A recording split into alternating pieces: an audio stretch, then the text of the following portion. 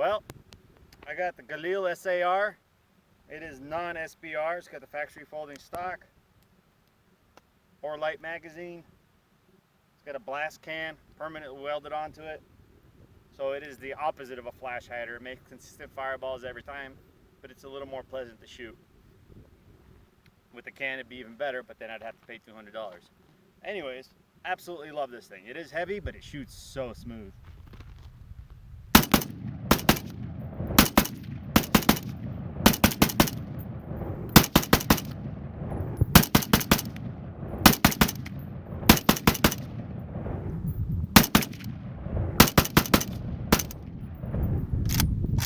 Just such manageable recoil. I absolutely love it.